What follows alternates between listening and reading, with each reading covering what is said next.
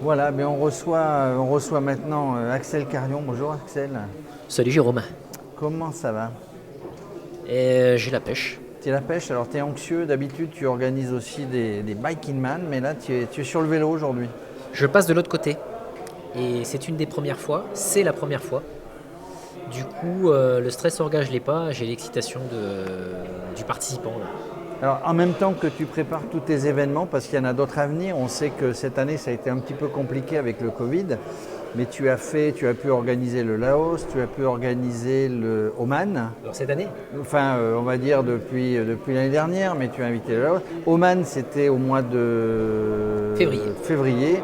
Tu as pu le faire juste avant le confinement, finalement. Ça s'est bien déroulé. Et maintenant, donc, les prochains Bike in Man, tu prépares en septembre le Portugal. C'est ça, Tu es à fond, là. Et tu prépares la Corse au mois d'octobre. exactement.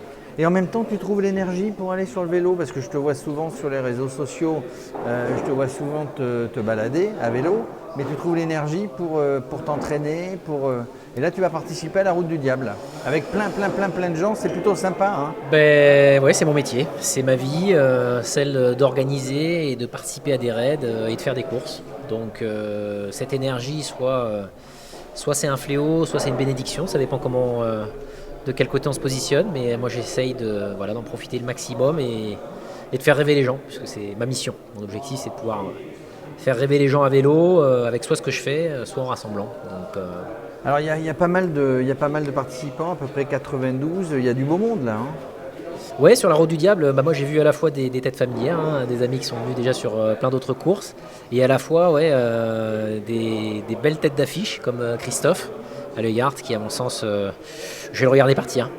Je vais le regarder, je vais le saluer de la main et Et je vais puis dire on tu se vas voit à lui dire, on l'arrivée. se voit à l'arrivée Ouais, si tu as le temps de l'attendre. voilà exactement. C'est un peu ça. Oui, il y a vraiment des spécialistes ici. Alors, c'est organisé par Bridou, un spécialiste de l'ultra-distance.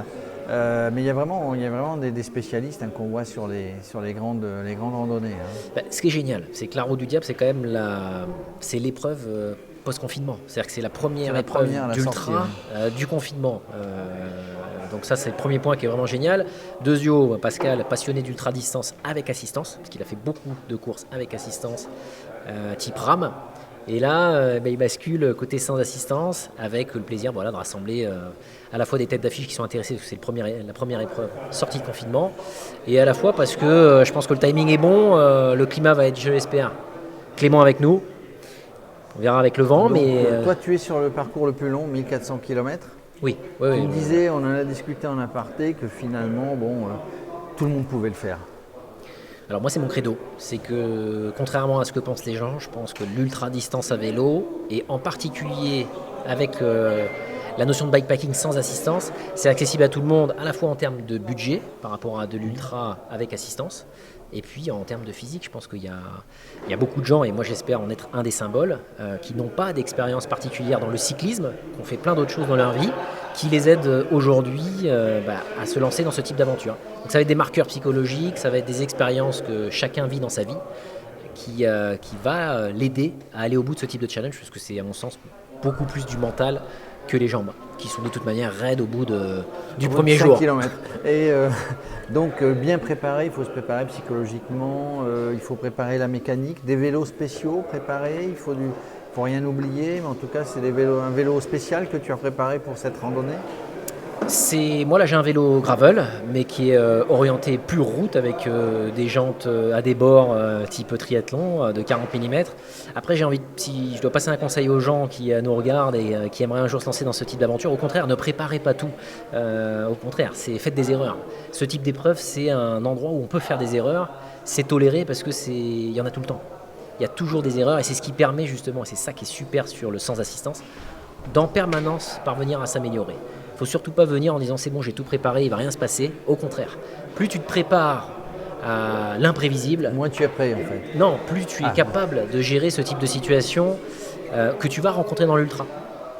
Donc il faut se préparer à ne pas se préparer. C'est ça un peu la mécanique qui est délicate au départ, mais une fois qu'on a fait la première, on comprend très vite que ça ne sert à rien de don't overplan it, comme je dis en Est-ce que anglais. tu t'es fixé un objectif déjà de terminer? Tu es en duo, hein? Oui, Il est je parti suis en avec duo, il y a Hervé Sabaté. certains partis en duo. Objectif c'est terminé évidemment. Vous vous êtes fixé un objectif de durée?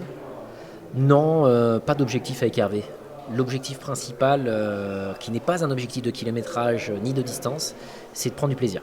C'est de prendre du plaisir, on va sur des itinéraires qu'on ne connaît pas. Pour la majorité de la route, on ne la connaît pas avec Hervé, c'est ce qu'on partage ensemble.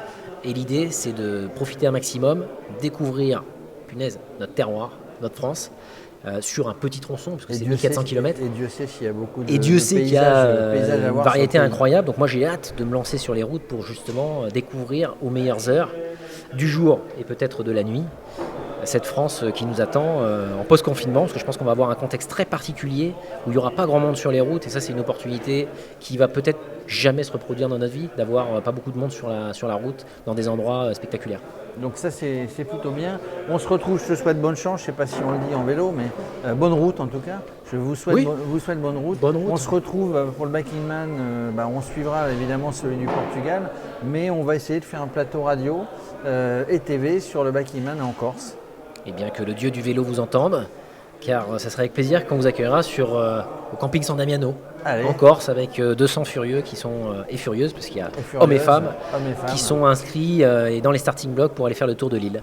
Donc fin ça octobre. c'est pour la fin octobre, on se retrouve, en tout cas on va suivre avec beaucoup d'intérêt votre randonnée à tous les deux et puis de tous les autres sur cette première route du diable, et on se retrouve au mois d'octobre. Bonne route. Et ben merci Jérôme, à très vite. bientôt. Salut.